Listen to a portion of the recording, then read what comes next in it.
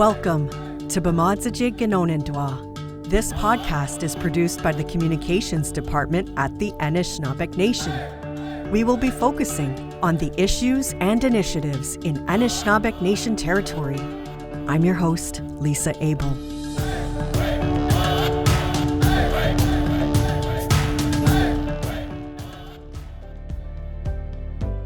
Maintaining healthy vision is a vital part of a person's overall health and quality of life. For children, vision is key to their learning and development. Poor vision or eye diseases in children can easily go unnoticed because an eye issue may have no symptoms or cause no pain. Teachers might see that a child is struggling at school, and an eye exam can be crucial in ruling out disruptions in vision that are impeding a child's learning and well-being. Routine eye examinations go beyond supporting good vision. Vision professionals can detect signs of eye diseases and disorders of the visual system before they become significant and irreversible. Yet many First Nations children, particularly those living in remote communities, have never had their eyes checked because the service isn't offered locally and travel funding is difficult to obtain. Looking to help fill this need for eye care in First Nations communities, Dr. Kuresh Sabri, a pediatric ophthalmologist and professor at McMaster University, founded the Indigenous Children's Eye Examination Initiative in 2019. Known by its acronym IC, the program coordinates eye screenings and care to thousands of First Nations and Métis children in Ontario and Saskatchewan. A team of optometrists, ophthalmologists, opticians, orthoptists, and eye techs travel to First Nations and Métis communities to conduct in-person eye exams and offer follow-ups through telemedicine. For children who need glasses, IC provides the prescription and arranges for the appropriate eyewear at no cost. If more complex care is needed, such as surgery, IC will coordinate referrals to a specialist and assist in coordinating travel and support as needed. The First Nations in Anishinaabeg Nation territory that are currently working with IC are Dokis First Nation, Jibahasing First Nation, Shishigwaning First Nation, Shigwinda First Nation, and Ondik Omnikaning First Nation. Dr. Kuresh Sabri delivered a keynote about IC at the recent Anishinaabeg Nation Health Conference in October. In this episode of B'madzaji Ginonindwa, Dr. Sabri shared what he has learned about why it's so important for all children to get vision exams, how to offer vision services to First Nations children in a more cost-effective way, and how the IC initiative can help bring other healthcare services into First Nations communities and help deliver culturally safe care.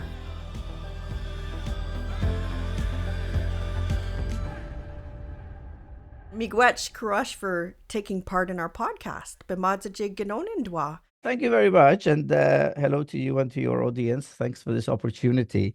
My name is Kuresh Sabri. I'm a pediatric ophthalmologist and professor here at the Division of Ophthalmology, Department of Surgery, Faculty of Health Sciences, McMaster University, Hamilton, Ontario. My passion for the last 25 plus years has been pediatric eye care.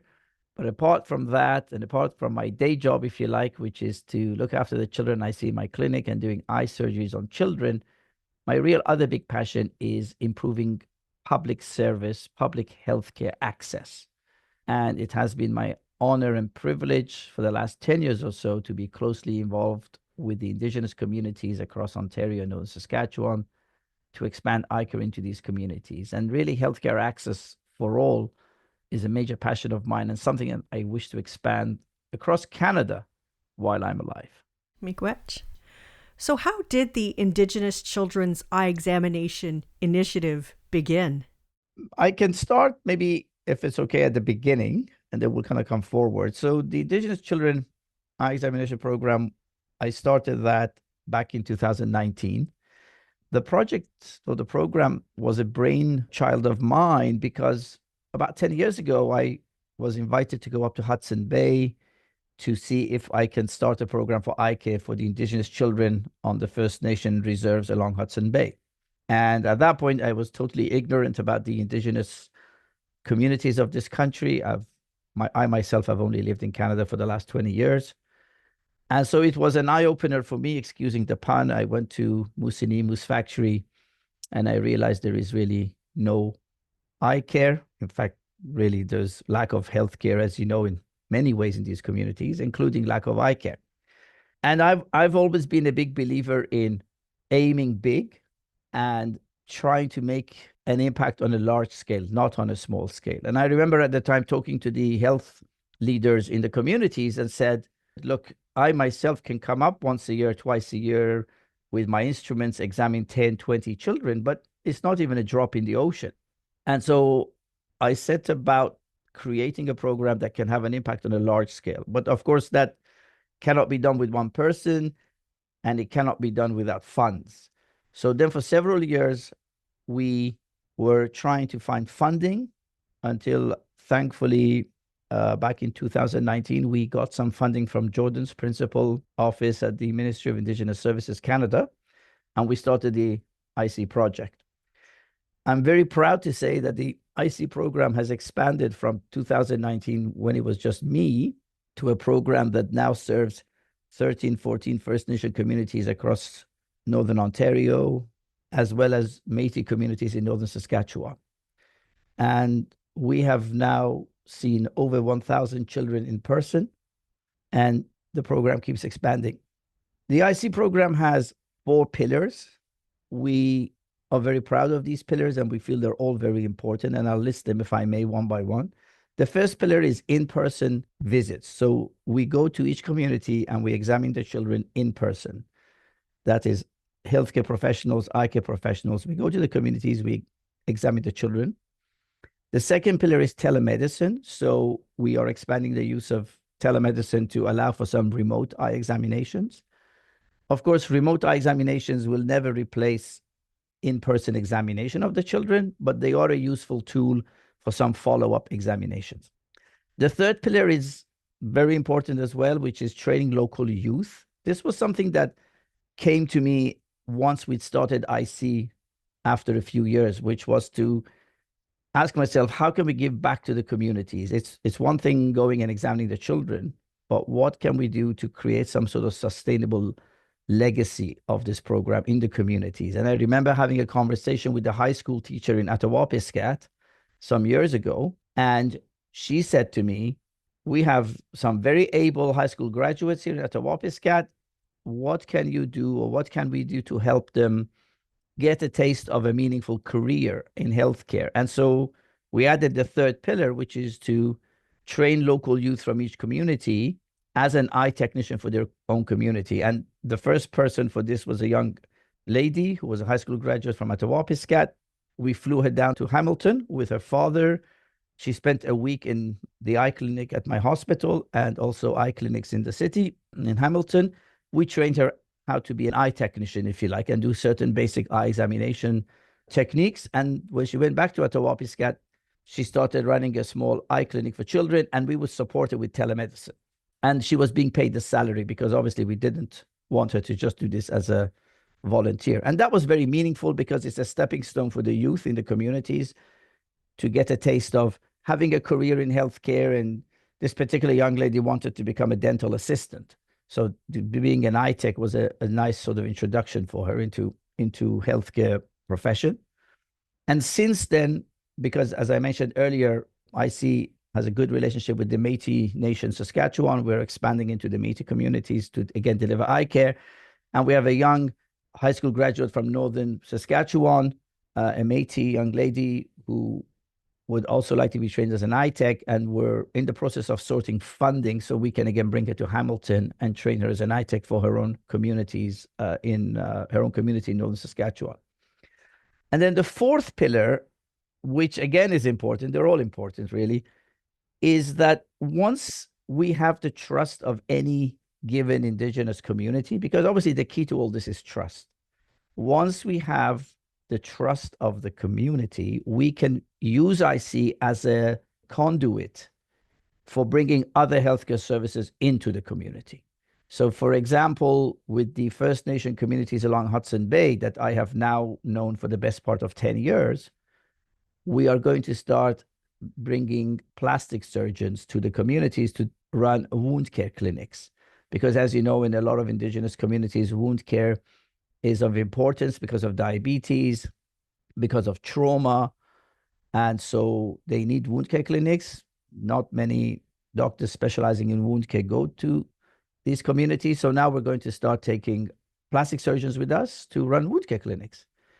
For example, Dokis First Nation, which, as you know, is part of the Anishinaabeg group of First Nations, we went there back in April of this year as part of IC to deliver eye care.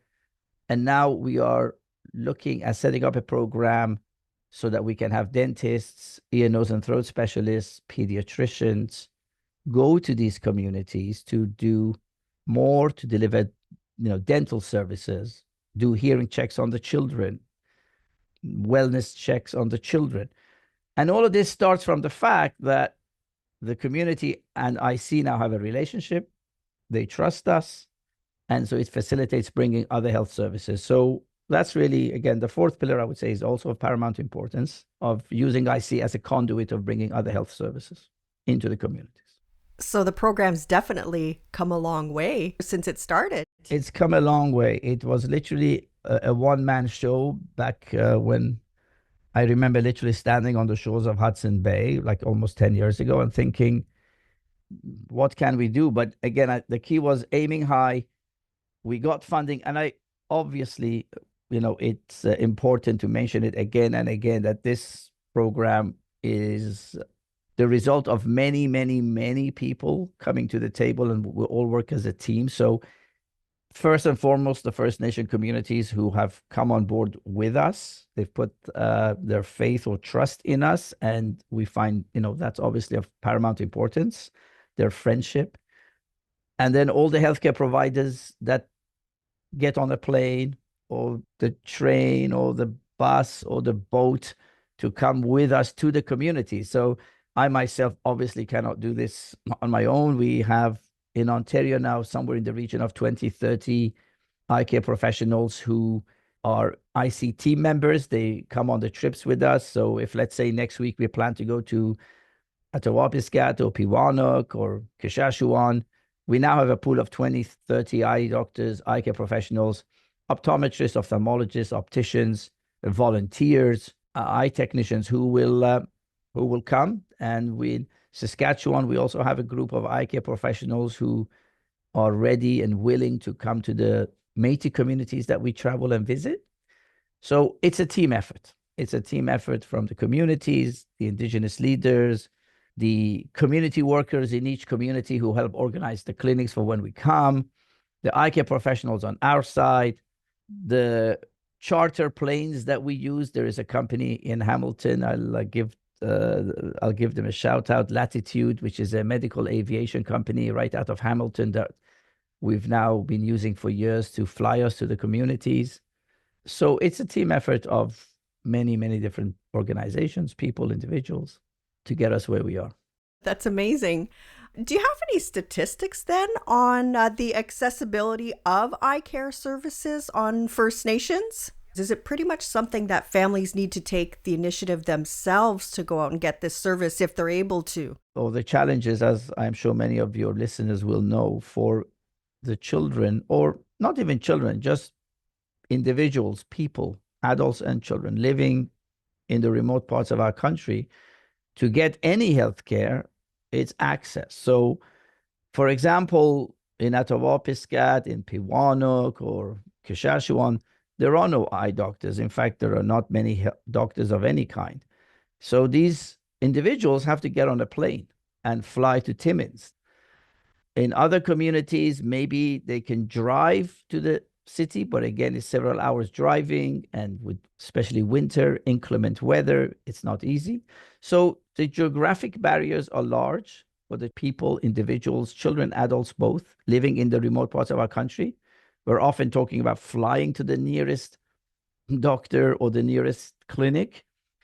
But it's more than that, because when I talk about the IC program, sometimes some people bring up the NIHP. And so people will say, but you do not have to go there, Dr. Sabri or Kourosh. You do not have to go there because for at least for the First Nation communities, there is the NIHP program. So the First Nation people can get on a plane, they can get on a train, they can get on a boat. NIHP will pay for them to go to a hospital at the nearest city and get eye care or health care of any type. The simple fact is they do not. And I think there are two reasons they do not. At least that's what I find from the communities we visit. So of the 1,000 children, over 1,000 children that we have seen, well over 90% had never had an eye exam in their lives. And yet, yes, those families could apply for NIHP funding to get on a plane, let's say from Atawapiskat or Pewaukee or Shashawan, and go to Timmins, fly to Timmins and get an eye doctor to see them. But most of them do not. And to the best of my knowledge, because I speak to the people in the communities, one of the reasons they do not is that getting that approval is a bureaucratic nightmare. I'm going to use the word nightmare, or maybe you can use the word, it's a bureaucratic, it's very laborious. I sat down with the nurse in Atawapiskat and we walked through together the process of getting NIHP approval. So you have to fill out a form. The form then goes to Kingston. It has to be approved by a certain office there. Then it goes to Ottawa. Then it goes somewhere else. It can take 3, 4, 5 months to get approval for NIHP funding for a family from Atawapiskat to get on a plane and go to Timmins to get healthcare. And the reality is many communities, many individuals will not do that. Plus the other part is the financial cost to the government is much greater if actually everybody wanted to use NIHP versus having healthcare providers go into the community. So for one parent and a child from Atawapiskat to get on a plane, fly to Timmins, spend 2 nights in a hotel, go to an eye doctor, get the glasses for their child, fly back home to Atawapiskat is $4,000. And yet, if we look at the cost, when we take a team of eye doctors to Atawapiskat, and let's say over a 48, 72-hour period, we examine well over 100 children and prescribe all the glasses, it is much, much more cost effective when we take healthcare providers into the communities, actually. This way, the children are actually getting the healthcare they need. We are seeing a large number of them in a short period of time. And to the taxpayer and to the government, this is a much better, cheaper way of delivering effective healthcare. So NIHP is a program that has its benefits. I do not doubt that, but it is, at least in the communities we visit and the people I speak to, it is not used. And it seems to be a very, like I say, bureaucratic, time-consuming, long-winded process of getting approval. And people just don't use it anywhere as much as they should. And if everybody chose to use it, I think financially it would be much, much more financially expensive for the government to do that. One other thing to add while I remember here is one of the other benefits of having healthcare providers going into the communities, and I speak firsthand of this, is in fact truth and reconciliation. Because I have had numerous healthcare professionals that have come with IC to the indigenous communities, come back afterwards and say to me, thank you so much for giving me the opportunity to go to this or that community, because I had no idea the ignorance, the lack of knowledge that exists among the non-indigenous people of our country about how the indigenous communities live and organize themselves. And I'm still learning myself. Don't get me wrong. I'm still learning every time I go to any such community, and it's an education for me every time. And I get a lot of doctors who come with us afterwards say, thanks so much for the opportunity. This has helped me learn, educate myself about the indigenous people of our country. So the contact between the indigenous and non-indigenous that IC creates, I think will go a long way towards truth and reconciliation. Yeah, that's true.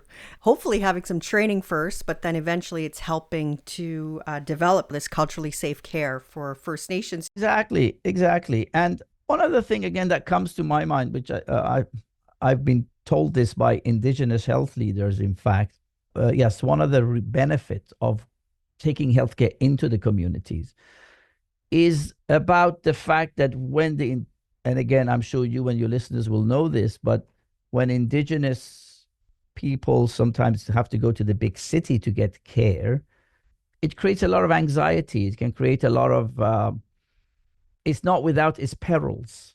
It's not without its perils when they're having to go to a large center for healthcare. It can create anxiety. It can create an unsafe environment for them.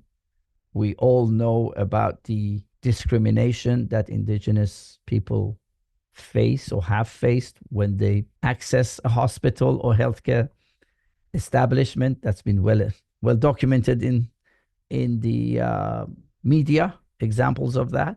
So again, I think taking the healthcare into the communities is providing the care in a safe environment in their own community. And so again, I think there are many benefits to bringing healthcare into the communities. I mean, that to me is the fundamental underlying principle of IC, and not just for eye care, like I say, for other healthcare services. There are two challenges as we want to expand the program. There are two parts. One is funding. So if we want to bring dentists, we want to bring ENT specialists, we want to bring wound care specialists, start adult eye clinics, that's all fine, but we need funding, which we currently don't have, to expand into other services. And the other part that needs to be in place, apart from funding, is if you are starting to deliver healthcare beyond just pediatric eye care, so adult eye care, again, ENT, let's say we start checking for cardiac disease, that's fine, but you have to have in place a system. So if you find somebody who then needs tertiary care, that they are not then waiting 2 years to see a specialist. Because let's say if we start running a program for hearing checks for children and adults in a community, fine, we start checking everyone's hearing. And let's say we find somebody who has an ear problem that requires surgery, but now they're waiting 2 years for that surgery. Then to me, doing that screening wasn't actually very helpful, because you've said, well, you have a problem, but now you're going to have to wait an extraordinarily long period of time to get the next level of care for your condition. It is very usual for patients in Canada to wait very long periods of time to see specialists. You could live in the city, that's fine, but the wait times are long. So we're not even talking about remote parts of our countries, in the built-up urban centers. So in a way, you could say waiting a year or 2 or 3 to see a specialist is not uncommon in Canadian healthcare. It is actually quite common. It is not ideal, but it is common. But for our program, as we expand, I am particularly sensitive to the fact I do not want them to wait that long. Again, you can argue this both ways. You can say, well, they're waiting actually as long as many other children in the cities are waiting. That is true.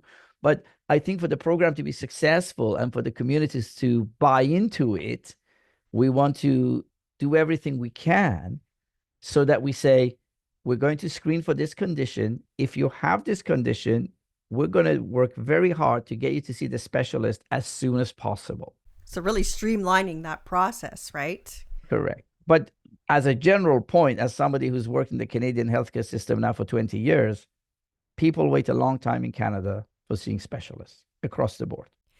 You've mentioned that the IC team has seen over 1,000 First Nations children and that many of them have never had a vision exam. Have you noticed any trends regarding these children's need for vision care? So, for example, with IC, so far, we have examined over 1,000 children in person. 75% of the children that we have examined needed glasses. Now, that is a much higher percentage than children in non-Indigenous communities. So we certainly find that amongst the Indigenous children, a much higher percentage do require glasses. And IC provides the glasses free of charge to the children, of course. So in that way, we've made a huge impact. Now, another statistics, which is actually very shocking, but very important to be mentioned, is that of the over 1,000 children that we have seen in person, 51 of these children were legally blind in both eyes. And 51 out of 1,000 is not a small percentage. That is actually quite significant. It underscores the importance of going and doing vision screening on children. Now, the other important thing to mention here is a child who grows up with poor vision is going to have to live with that for their whole life. The impact of a child growing up with poor vision is much greater than, let's say, somebody losing their vision at the age of 50 or 60 or 70 or 80. Because let's say if you're a 5-year-old or a 6-year-old and you are blind, you're going to have to live with blindness or poor vision for almost best part of a century, because, you know, average life expectancy now is 80, 90 years. While if you, let's say, had good vision and you lose your vision from age-related macular degeneration at age 75, well, that's not good. That's terrible. But at most, you're going to live with poor vision for another 10, 15 years. So any disease or morbidity for a child has much huger impact because they're going to have to live with it for so much longer. So the key numbers there, the one over 1,000 children seen, 75% requiring glasses, less than 50% of those children that we've seen had vision which is considered normal or near normal, and 51 legally blind. This is hugely impactful statistics. And the other important part to add here is the cost to society of looking after one person who is blind over their lifetime is almost $2 million. This has been published through research, so these are not numbers that are bandied about randomly. This is published through the Canadian National Institute for the Blind and the Canadian Ophthalmological Society. They've sort of sat down and done the maths. But if you grow up blind and you live an average adult life expectancy, the cost to society in terms of lost earnings and having to be looked after essentially because you are blind and you cannot work and you are dependent on others for your care, the overall cost is almost $2 million.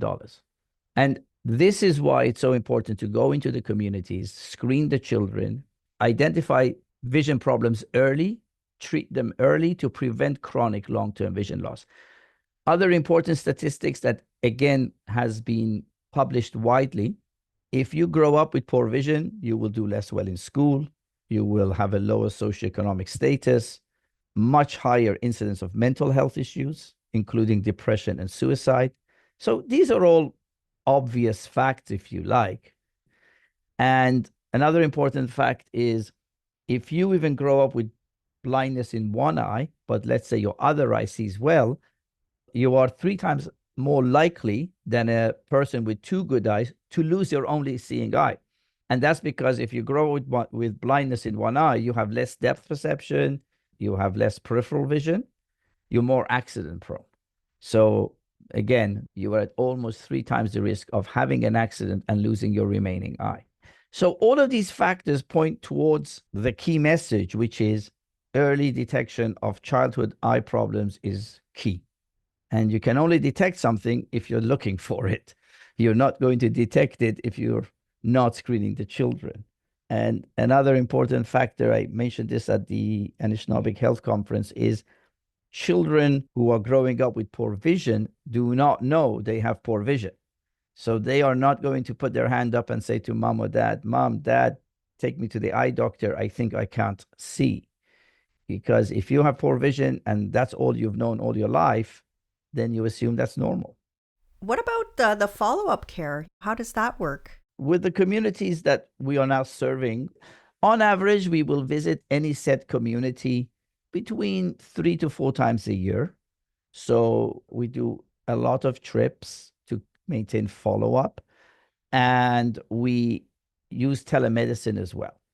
And so between the two of those things, repeat follow-up, in-person visits, and telemedicine, we're able to provide really good ongoing care.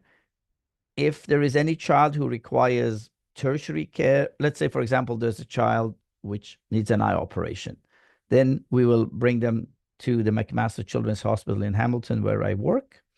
And as we expand this model to more and more provinces. So, for example, in northern Saskatchewan, if we examine children there and there is a child who needs an eye operation, we will arrange for them to go to the Children's Hospital in Saskatoon. They will not be obviously brought all the way to Ontario.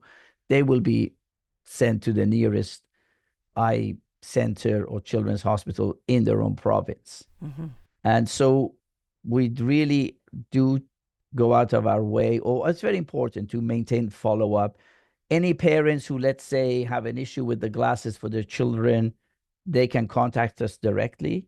We have a website, we have an email. So parents will contact us and say, you know, my boy, my girl, like broke their glasses, and we can arrange for another one to be made. We have a lab in Hamilton that we work with for all the glasses to be made. And then we ship all the glasses to the community. And then so follow-up can be done that way. And so, yes, follow-up has been no problem, but that's because we go out of our way to make sure it stays that way. And any parent can contact us directly through our website. They don't have to go through a nurse in their community to then sort of contact us. Okay, so that's good. It's making the follow-up easy. Makes the follow-up easy. And the training of local youth as an eye technician for their own community is part of our attempt also to, again, help with follow-up locally, because that person can examine those children, that eye technician that we train, you know, in between our visits. The person who's trained to do it, do they have access to some equipment? Yes, they have their own equipment there. For that eye technician, let's say, to do the tests that they will do, the amount of equipment is less, which is good. So there is 3 or 4 key pieces of equipment that are purchased and left in the community. So that person, the eye technician, if you like, can use those for their ongoing examinations. Absolutely. And then the bulk of the rest of the equipment that we need to do the full eye exams when we are there, we take it with us. We have, you know, 2, 3, 4 large suitcases. So we put it on the plane, or we put it in the back of a truck, and we take it with us and we bring it back. So you were at the recent Anishinaabeg Nation Health Conference in October. Yes. So I'm assuming you presented a lot of this information, but were there any particular ideas or concerns that came up in conversation at that conference? It was a wonderful opportunity, and I want to take this opportunity to thank the organizers for giving me the opportunity to be there. We had overall a lot of very positive feedback. I did have the opportunity to have an impromptu side meeting with some of the leaders from the communities. And the feedback that was given was that the executive or the leadership of the conference are going to bring forward IC as a project to their leadership at future meetings. And hopefully next year sometime there will be an opportunity for me or for us as IC to go and present this project to the leadership. But essentially, the feedback I got was that they felt this is a good model of delivering healthcare, of delivering eye care. The challenge right now is that we do not have funds to expand the program. The funds we initially got from Jordan Principle were to deliver the program to the First Nations along Hudson Bay, the 6 communities served by WAHA, the Winnebago Area Health Authority. So, for example, when we go to the Métis communities in Saskatchewan, that's from some funds that my own hospital gave me to go there. Or when we went to Manitoulin Island and just last month to the First Nation communities there, that was some separate funds that I had myself. But we do not currently have any more funding to expand the program to Saskatchewan or to other communities. So without funds, we can't expand. And we get we now have Indigenous communities from Nova Scotia, from BC contacting us because they like the model. And I think before I forget, I should mention one other important point, that none of the funding we get is salary for me. I do not make $1 out of doing this. And that's important. And that's how we'll always keep it, because it means that I have no conflict of interest. I have no reason to expand this program other than just because I feel passionate about eye care for children. And of course, that's my specialty. But financially, I have zero to gain. And it allows me to be very forceful and passionate about this project. But we need funding to expand the program. And we have tried. We have so far had some communication with the federal government. I've had some communication with the provincial government of Ontario. So far, we have not been successful, but we are showing them that this model of delivering healthcare, and it's not just eye care, it's bringing healthcare into the communities, is cost effective. It's looking at preventing disease or detecting disease early rather than waiting for disease to advance and then have that person go somewhere for getting healthcare after the fact, after the disease has advanced. So far, we've not been successful, but funding is the challenge.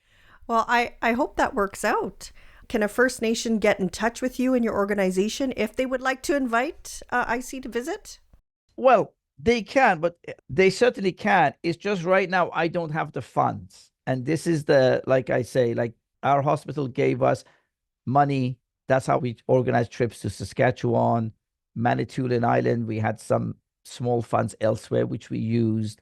But I still encourage all communities to contact us. Right now, we do not have the funds to organize trips to other communities. But the reason I encourage them to contact us is the longer the list of communities we have who wish us to come, it creates more momentum, and it increases our chances of getting funding. So that's absolutely why I would encourage the communities to contact us. They can contact us through the website. We're happy to speak to the leadership, to their health directors, to the chiefs, and let them know what we can offer. But we've reached a point where we have a lot of interest, which is great, but we need funding and on a larger scale to deliver this care. We've done enough to show the model works, but we need the funding. And despite best efforts so far, like, as I said, I've been in meetings with individuals within the Ministry of Health, federal government, with the Ministry of Health, Ontario government. And so far, we have not been able to secure any funding from them. But the funding is a challenge. And part of the reason is that I think it's being a challenge is because we want to change the way the healthcare is delivered in the communities. This is quite a change. And it takes a while, I think, for people to want to make a change. And so for many, many reasons, this shift is actually the right way, I strongly feel, but it is a shift. So we're having to actually change. We're having to change the way governments feel the care should be delivered. We are saying we want to go into the communities. We could organize doctors, healthcare professionals to go in. And, I'll add two more points here. A lot of the healthcare professionals I speak to, and I've talked about this program with healthcare professionals from the West Coast to the East Coast, 99% of the healthcare professionals I talk to say, Kourosh, we will give our time happily, but we cannot do the organizing because the organizing is a huge amount of work, absolutely huge. And we take that on our shoulders, and that's fine. But, we organize with the community, the dates that can work for the community, right? Organizing the patients to come to the health center, organizing for the team who's going to go there, their accommodation, getting the equipment up there. And then despite best laid plans, of course, Mother Nature, always has the final say. There was a time a couple of years ago, it was March. We were mid-air. We were about a team of 13 of us. We were an hour away from Hudson Bay. The weather was nice when we took off from Hamilton. An hour before we got to Hudson Bay, snowstorm set in. Nothing could land. So we landed in Quebec, had a pizza, and then came home. And that was it. 3 months of planning canceled. So Kashechewan, we were going to go once, flooding. Pewanuck, there was once we were going to go in February, and then there was a house fire. You may have read that one on the news a few years back. There was a house fire in Pewanuck in February, and a 9-year-old girl died. Mm-hmm. And the community went into mourning, and we had to cancel the trip. So organizing trips to the communities is a full-time job. People who do not organize these things do not perhaps understand, but I can tell them it's a full-time job. And so what the healthcare professionals say to us is, I don't have the time to organize, but if you say to me, show up on this day, we'll fly you or take you to this community, I'll go, I'll do my healthcare part, but you organize. So organizing is huge. And if an organization like ours does the organizing, healthcare professionals will come. And the other important point I want to make is how we expand IC is that in any given province or region, we will use the healthcare professionals in that province or region to deliver the healthcare. So this is not about Ontario healthcare professionals going to BC and to Alberta and to Nova Scotia. So for example, in Saskatchewan, as I mentioned, La Ronge and La Crosse, the Métis communities in northern Saskatchewan, I got on a plane, we took all the equipment, but we picked up eye care professionals in Saskatoon. We all went together to La Ronge and La Crosse. They delivered the eye care. They were the ones examining the children. I was just making tea and serving biscuits. So it's getting healthcare professionals in every province to deliver healthcare to their own remote communities. But again, some entity has to do organizing. Some entity has to be there to build the trust with the communities. Some entity has to be there to organize any follow-up issues. Some entity has to be there to kind of quarterback the whole thing. And that's what we have done. And that's how we expand. But we're at a point where we have done enough as a pilot to show it works, but it's getting the funding. That's the challenge. So again, it's disrupting the status quo. I mean, on this one, I'll be very happy to be thought of as a disruptor because we are disrupting the status quo. We are saying, bring the healthcare into the communities. And financially, it is actually going to be much more cost effective for the government. I guess since now Canada's entering this period of more austerity, yes, that perhaps they'll see the wisdom of the cost effectiveness of this program and the benefits to community, really. Is there anything else we need to know about your program? I think to acknowledge again and thank everybody who's made it possible. Again, I'm the person here speaking to you. I was the keynote speaker at the conference, but it's important to say I'm representing a group of many, many people. So to thank the First Nation communities for coming on board, all the other healthcare professionals who work with me to make IC what it is. So, thank you to them, acknowledging them. I think the key being the trust with the communities. I mean, one question I get asked often is, how did you get to connect with the communities? Like, how did you do that? There's no rocket science. It's reaching out and being honest and open about what it is that we want to do and building that trust, which takes time.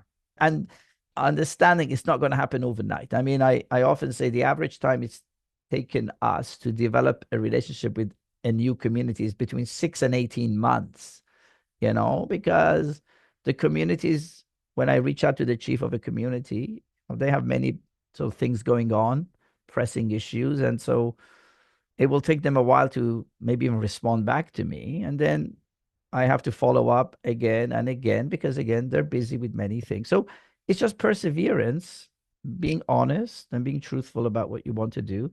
But that's it. There's no rocket science to it. And then really, I feel it's a program that's shown promise, that the Indigenous communities have welcomed, and more communities would wish us to deliver this model of healthcare. And again, I want to emphasize this, yes, it started with eye care, but this is, I truly believe, a model of delivering healthcare in general. But my hope is that whether through this podcast, through speaking at the health conference in Sault Ste. Marie, to hopefully get to a point where individuals who control the purse strings within the government will take notice and enable us through funding to expand to the next level. I mean, at this point, obviously, my overall hope definitely is to get to the point where we make this a national program, coast to coast, where this is how we deliver healthcare in the remote parts of our country. And I truly believe we can get there. It will require more funds. It will require more awareness amongst communities and healthcare professionals. So again, the conference was a wonderful opportunity. This podcast is a wonderful opportunity just to get the word out there. And, I don't give up. So I'm going to keep going.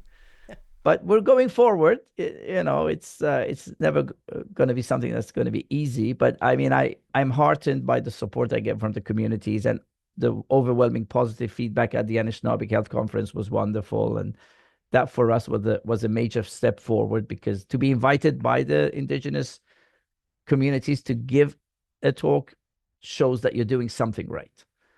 And so, we'll go forwards. We're going slowly but surely. We're going forwards. That's great. Well, miigwech, Dr. Kourosh Sabri, for taking part in our podcast. Miigwech for the work you're doing with our communities. It's my pleasure. It's an honor and a privilege. Thank you so much. It's my pleasure. Miigwech to our guest, Dr. Kourosh Sabri, and to the Anishinaabeg Nation Health Department for supporting this episode. To learn more about ICEE, the Indigenous Children Eye Examination Project, find the link in the podcast description. This episode includes the tracks Minu Pumatsuin by Nigel Irwin and Chippewa Travelers, and Cousins by Wolf Saga and Chippewa Travelers, provided by Nagamo Publishing. Miigwech for listening to Bamadza Jig Ganonindwa. Until next time, Bamapi.